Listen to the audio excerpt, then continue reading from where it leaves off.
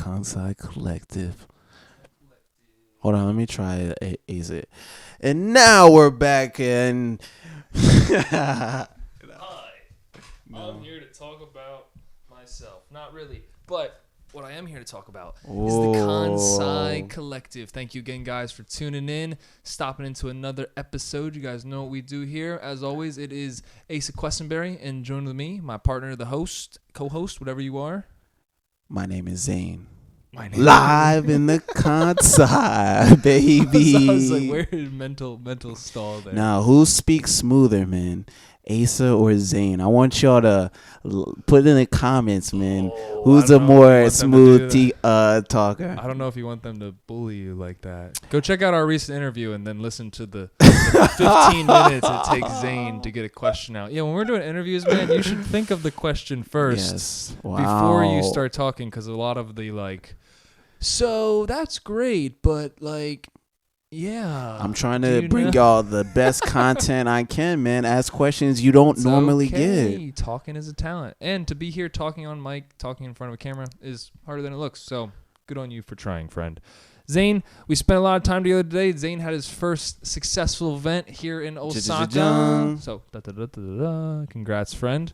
Bringing some creatives together, doing some creative type creator things. Yeah, make sure you get a friend that examples your good points and your bad points. He was just making fun of me, but then he gives me compliments. So that's how we get better. This is why we're here. That's why we're a good tag team. All right, so today we are interesting episode. We talked a lot of different places, but we are both from Osaka, right?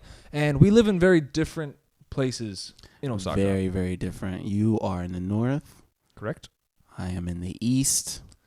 Different vibes, for sure. Different vibes. Osaka, big enough city. I mean, it's huge. I think, a couple million people here in the Osaka metropolitan. And the place you live will definitely change what type of experience you have living here in Osaka. Oh, my God. So for today, we're going to jump in and talk about some different places you could live here in Osaka and what type of vibe you can expect in those places. From our own experience living places to, some of the people we know and just places we've kind of spent time here in this city. Okay, well, where are you from? I mean, where do you live? I live in North Osaka, also known as Toyonaka. So, North Osaka, there's a variety of cities. Toyonaka, Suita, Itami, and North and South Osaka, very, very, very different vibes. North is kind of more uppity. I guess that's a polite way to describe it. You could argue snobby. Wow. Well, I mean, it's like when people talk about Kyoto is, known it can be a little bit snobby. North Osaka, similar in the sense. I didn't realize actually when I came to this area that this was like the affluent or nicer part of town. It was actually when I was teaching students. Yeah. I used to work in this area, and I just there's a nice little river, and I moved to Toyonaka just because it was a relaxing place to be. And I would tell students, they'd be like, "Oh, your new business is going well. It's probably going great." And I was like, "What are you talking about?" And I didn't realize that typically, lots of the lawyers, doctors, higher tax bracket people live in this area. I live on the poor side of town, but he's a liar. It's not bad. You attract money, bro. I hope soon I attract money, man, because we could use more of it. But if you guys watch, it hopefully won't be a problem for too long. So, Toyonaka, North Osaka. Well, my experience coming down to where you live, it's coming less. Up. Yeah, it's coming up. Coming up. Yes, right? Coming up. I feel like it's just less city. It's just very true. Yeah. So, of course, I guess it's just gets that different vibe. That's the people living out in this area need to go to the city quickly, but they want to, I guess, live in a more rural area. I mean, rural. So about the geography of Osaka. Osaka, you have a mountain range that runs to the north and a mountain range that runs to the east. They don't really connect, and in between that gap is usually the train lines, not usually, but it's the train lines to Kyoto. So the benefit of what I think here in North Osaka, why a lot of people like it, is you're close to nature, which one of my big issues with Osaka is it kind of lacks nature. So you're close to that nature. I'm, I think, 5-10 minutes away from a really popular hiking area. There's waterfalls. But I still get the convenience of like a 10-minute ride into downtown Umeda, the business district. So North Osaka, you get a little bit of mix. You're not in the heart of the city. You're not like, it's not countryside, but you don't feel like you're trapped in, concrete jungle. Definitely more suburban, residential. Very nice, but you walk around the area, you definitely can see some big old houses that will surprise you here in Toyonaka. Well, like for me, I live in the east side of Osaka. I live in a place called Tsurumi. Yeah. There's actually a lot of cool places in east side Osaka. What do you mean cool? Is it cool like businesses, money, culture, temples? What is it, friend? Yes. I think it's the vibe that's there because it's so close to the city, but it's just right on the edge where, like downtown business not districts. Not too many like just tourists. It's just like really local. It's local area.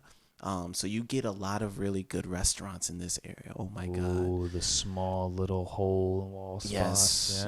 Yes. You got good restaurants, and then we got the castle that's right over there in you're also Morinomiya, in Kyobashi, right? Kyobashi is known for like the Showa era, so there's still like a lot of Showa buildings over there. Flashy money spend in Japan in the Showa area. So it's like at one point it was the bougie place to be, right? But now of course it's aged quite a bit, but you still get that feeling of the old Japan, so to speak, in Kyobashi. Yes, that's very true. I don't spend most of my time up north. I love the east, but I'm right in the center usually of Osaka. Umeda, next place to talk about. Yes, Umeda. I guess business-wise, not even business, but the heart of Osaka these days is in Umeda. That is where Osaka Station is. That is what you could consider the center of town. It's the busiest financial district, and it's on the main road, Midosuji Street, which runs from north to south Osaka. Give them the map, baby. So Umeda's, I love Umeda. I could spend all day there. Most of the development and money you're seeing come into Osaka is centered on that Umeda area. I like Umeda because you got you got fashion. Yes. You also got a lot of different places to eat. Osaka is huge for the restaurant scene, but just tons of new development in that area. Money, there's money going in.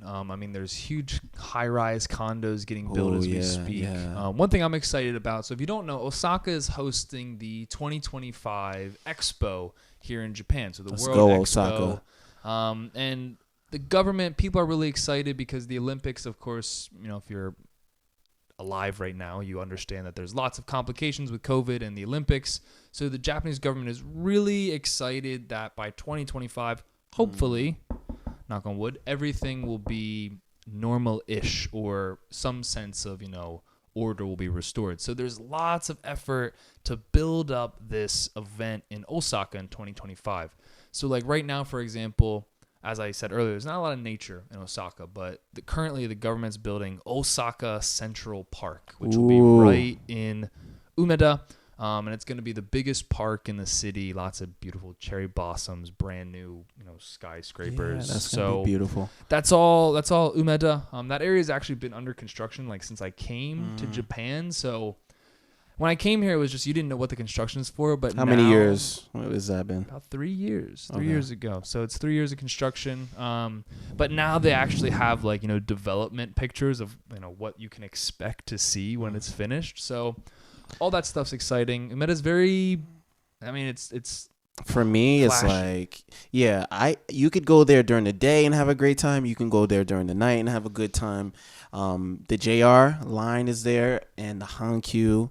and everything. I mean, it Yeah, all so- connects in Umeda. yeah, just tons of Interesting people. little tidbit about Umeda before we move on to another place. So you have the high fashion, you have these new businesses all kind of building up. Like I said, they're building up that area.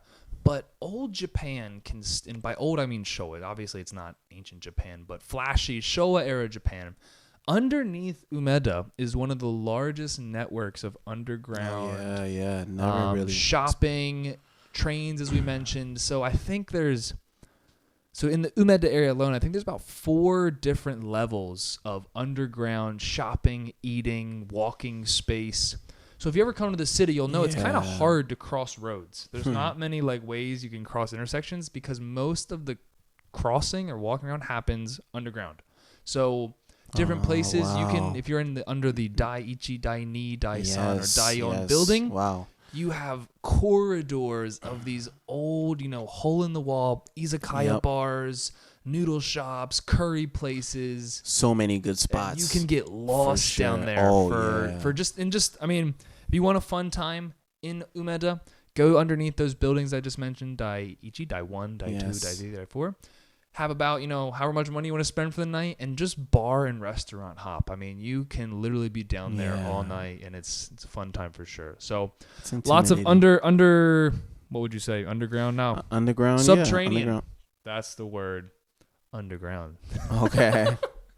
Subterranean lifestyle under Umeda. It's confusing, but it's fun down there. Okay, so boom. Where would you go for the nightlife? Nightlife. Oh, you can't talk about Osaka and nightlife if you're not talking about Namba Shinsaibashi area. Yeah. So Namba Shinsaibashi, this is, so again, here we have Umeda, right down south, maybe about, 8 minutes on the train, something like that. Maybe 8-10 minutes quicker. on the train, right? You will be in Shinsaibashi. This is the nightlife hub of Osaka. Bars, clubs, hookah lounges, little fast food joints, any type of drunk food or any nightlife, that's Shinsaibashi, that's Namba. When you look up on Google, you look up Osaka and you see the Glico Man, boom. That's the Shinsaibashi, you feel me? That's actually called Dotonbori, that little bridge, really popular spot, kind of tourist trappy, but you should definitely check it out.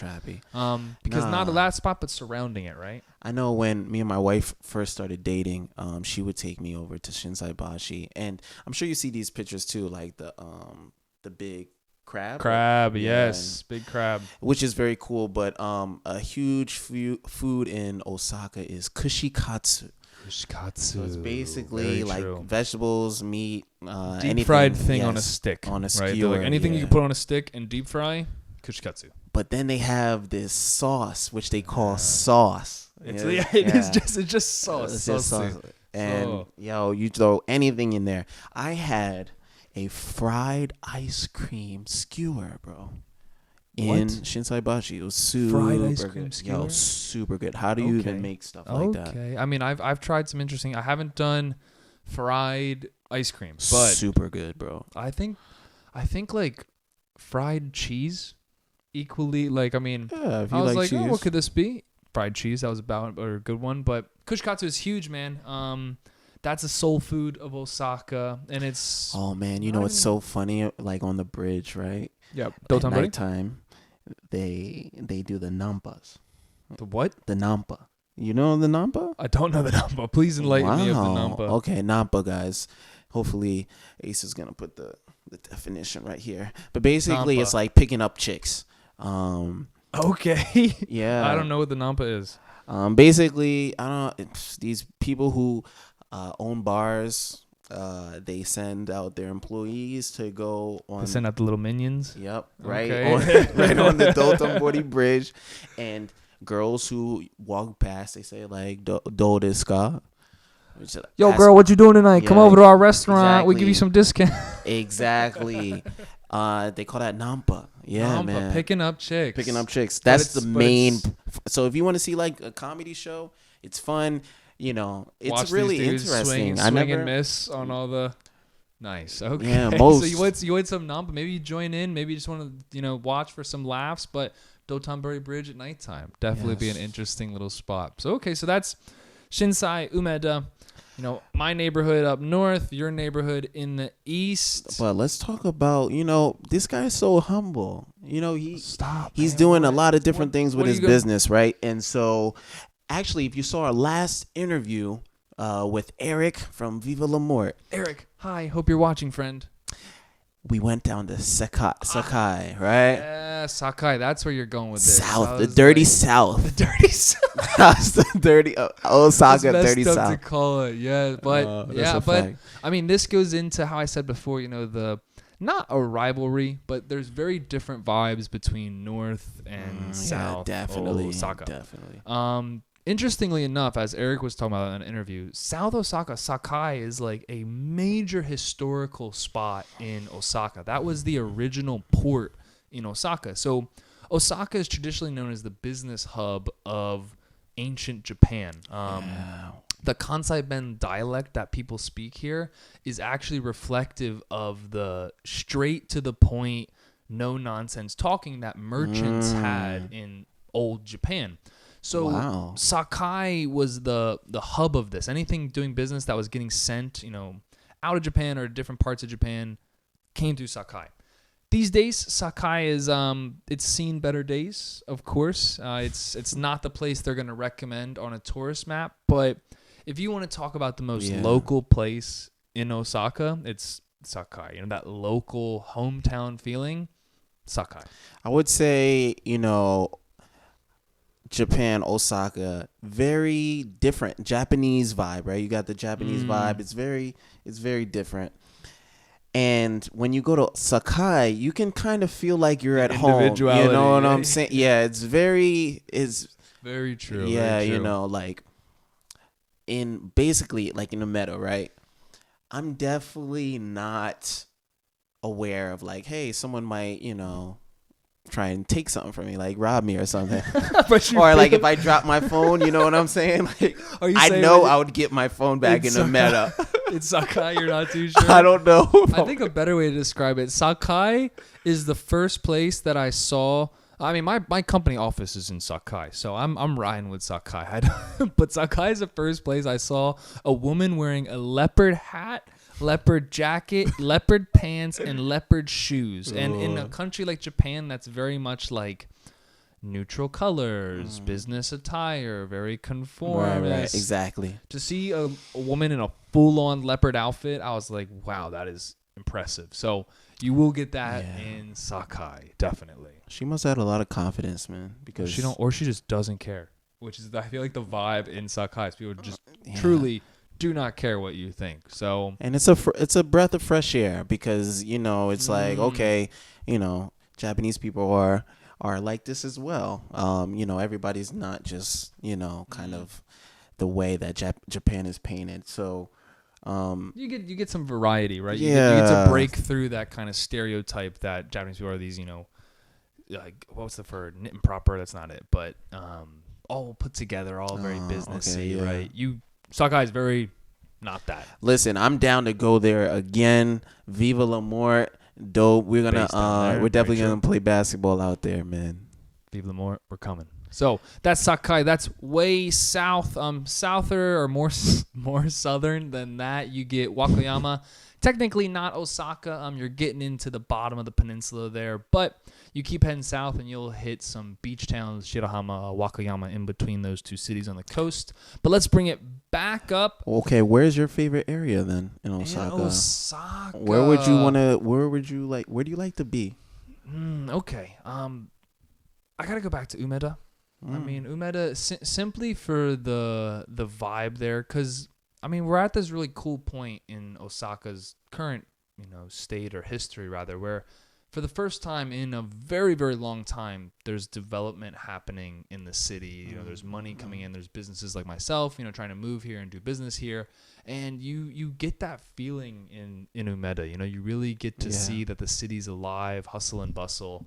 It's true. But as the negative side of that, as we talked with our friend Adrian, is a lot of that development also washes away a lot of, the older traditional Japan. Well, you bringing that up goes right into where my favorite place is. Oh, let us know. The Tanimachi Tanimachi. Oh my Tanimachi god. Rokuchome? They got Tanimachi Yoncho. I think it starts like Gochome? where I really start liking Tanimachi is the Yonchome, and there's so many temples over there. Some of them are like, Tanimachi. Tanimachi. yeah, there might be like a cemetery, like temples that focus on the cemeteries, but tons and tons of temples, the most like in a row. You'll get like 3 or 4 in a row, and they're all beautifully Put together. The full experience. But yeah, very old Japan. But then you have a lot of like cool shops, just like kind of hip. I'm not sure, where is Tanimachi? Is that it's so is good. that It's close. Homachi? No. It's close. It's close to Umeda. It's like where my friend also, Nico. He lives by Nakazaki-cho. Okay. Tanimachi, man. Oh my god. Cool place to be. Yeah, like if you live over there, like that's my place. That's where I want to live. Okay. Yeah, that's bold claim. You Yeah, would go man. to Tanimachi. Okay. I don't think I'm leaving North Osaka anytime soon. I like how love relaxing Osaka. it is. But I tell you what, if I can get a nice little place in Umeda, that'd be great. But Ooh. I think one more place I'll hint on personally, as I just said, is Homachi. Oh yeah. So as we said, Umeda is the center of business, but it's on this major street that runs north and south. If you go maybe 5 minutes, you hit the government center of Osaka, Yodobashi Island. Okay. Beautiful little spot. I mean, they got a park there. You're right on the river. So that's a fun little place to walk. But just south of that, another couple minutes, you're in an area called Homachi. Another up-and-coming business area in Osaka. But recently, you've shown me, I mean, not just that Homachi area, but just kind of, Yes. walking around Yep. the outside of it. You get this really, hip kind of up-and-coming scene. Exactly. That's where Ooh. Zane likes all of his, weird vegan restaurants. And, Yep, that's out there tons too. of cool little boutiques, but not like, bougie level Umeda. Because you want to go shopping in Umeda, you better bring your credit card, because I mean it's probably the most expensive place in the city. Okay. Homachi, you get that unique, cool vibe, Exactly, but yeah. it doesn't have like the flashy type feeling that you're gonna find in Umeda. So I've been enjoying being around Homachi a lot recently. I think it's a cool little place to do some day walks. Have you been to Kitahama? Kitahama, like north, isn't that like on the way to Yeah. Kyoto? Kinda. No, it's close. It's close to Umeda too, man. Then no, there's one like Hama something on the way to Umeda. Okay. I think you have to go down to like Namba and then go up the train that way. It's kind of east northeast. Yeah. It's Is on that the Kitahama? Hankyu. Yeah. Yes. Is that Kitahama? Yes. Is it kind of far away? From your house?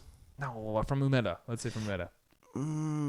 I walked there and it was like 20 minutes. That's different. This place I'm thinking of is like 45 minutes away. They've got a big bookstore. Okay. So anyway, tell me about Kitahama. Oh, Kitahama is super dope. It's Super dope. super dope. But no, it has like what you're talking about, hip new stores, a lot of great food in that area. And then there's this place that's famous in Osaka. I don't know the name, but they do like a famous like light. Okay. They do like a famous Illumination? Like light. Yeah, illumination. Okay. And it's just a nice area to walk around, and it's a lot of business over there as well. And the architecture is very different than the What you usual find other places, Osaka. Yeah. So Cool. I definitely recommend Kitahama. Super dope. So there's tons of places. Again, Osaka is a city of millions of people. There, we didn't touch on places like Little Koreatown, or near Umeda you have a place called Chayamachi, which is like this super hip. All the young kids hang out there. We can go more and more into details, but I think this was just a general overview of some of the places. We didn't get into, West Osaka, where the aquarium, Universal Studios is. I don't go there. I don't go there either, but for this there. Osaka Expo 2025, they're building a city, basically a city area on top of an island in the bay, and that's all West Osaka, so all under development. So city's big. There's lots of places. These are just some places we think you should check out, and kind of the vibe and what you can expect when you're there. I would say what is a big factor of where you go is definitely what are you trying to get out of in Osaka? You know what I'm saying? For me, I'm into fashion more, so I'm definitely like Shinsaibashi area. I love temples, Tanemachi. A lot, and yeah, your friends, right? Everything Friends is, will show you places for sure. the vibe, whatever vibe. There's just vibes, and it's always very different, right? I mean, it's always like what I love is like every area has such a distinct feeling, right? Oh my God. I mean, and you'll have to do your research, but when you come here, you might not end up in an area that you want to stay. But every area you'll find pros and cons, right? I mean, like, so for example, I used to live near Shinsaibashi, which is just north of Umeda, next to the Shinkansen or bullet train station. The area itself, not where you want to be. The price of rent was fine, but there's no sense of community. It's just lots of like salarymen and offices. That's true. But tons of dank ramen shops everywhere. So pros and cons. So when you come to Japan, whatever area you're in, explore it thoroughly. I mean, wherever your friends are at, go check out their areas. Japan is great. Grab some food, grab a drink, walk around and see what the area has. Maybe don't walk around and eat because Japanese people actually despise that. So eat first, but then walk. But the point is, just stroll around, right? You'll learn something new. You'll find stuff. My favorite part of this city is I've been here 3 years, and it's like every week, every time I go out, I find somewhere new or some cool spot. And to put that on the table, also, go into the little mom and pop stores, the hole in the walls, right? Businesses. Because we got McDonald's, Starbucks, all that, you feel me? But if you want to actually speak with Japanese people, Osakans. Yeah, you definitely want to go into those hole in the walls because that's where they're more friendly. They're usually the local people, So that's what I would really recommend. Also, you would be supporting Japan in a very good way. Supporting small business and supporting Osaka. So, thank you very much, guys. If you liked this video, if you've liked any of our other videos, be sure to like, subscribe, check us out. We're going to be having the podcast going, and we're hoping you guys come back. Let us know what you think. Again, we get better when you tell us what we're doing right, what we're doing wrong. A lot more in stores, baby. And remember, I want you guys to comment who is the more smoother talker. All right, who's the more smoother? I think let's work together and put his. Determine that I am definitely the smoother. Let's put his confidence down a couple of notches. YouTube, you're good at that. All right, guys. Thank you a ton. Peace.